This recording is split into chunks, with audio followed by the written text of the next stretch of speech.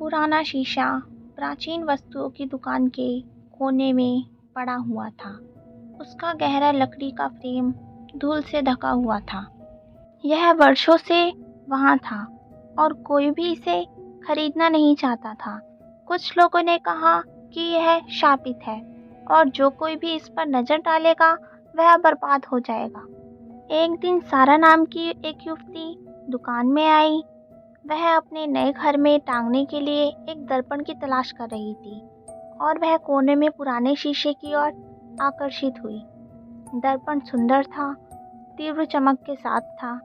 सारा को श्रापों पर विश्वास नहीं था, इसलिए उसने इसे खरीदने का फैसला किया। जब सारा घर पहुंची तो उसने अपने बेडरूम में दर्पण लटका दिया। जब उसने इसे देखा तो उसे तुरंत शांति और सुकून का एहसास हुआ। वह अक्सर दर्पण में अपने परछाई को निहारते हुए घंटों बिताती थी। एक रात सारा सोने के लिए तैयार हो रही थी, तभी उसे शीशे में कुछ अजीब सा दिखाई दिया। उसके पीछे एक काली आकृति खड़ी थी। सारा पीछे मुड़ी, लेकिन वहाँ कोई नहीं था। उसने दर्पण में पीछे देखा और वह आकृति गायब हो गई। सारा को बेचैनी होने लगी। उसने जो देखा था उसे भूलने की कोशिश करने लगी, लेकिन भूल नहीं पाई। जब भी वह दर्पण में देखती तो उसे काली आकृति दिखाई देती। एक रात सारा सो नहीं सकी। वह बिस्तर से उठी और शीशे के पास गई।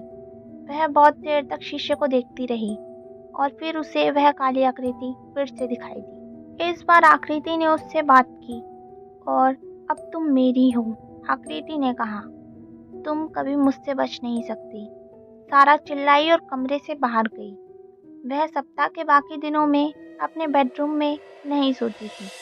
वह लिविंग रूम में सोफे पर सोती थी और जितना संभव हो सके शीशे से दूर रहती थी। सारा जानती थी कि उसे शीशे से छुटकारा पाना होगा, लेकिन वह डरी हुई थी।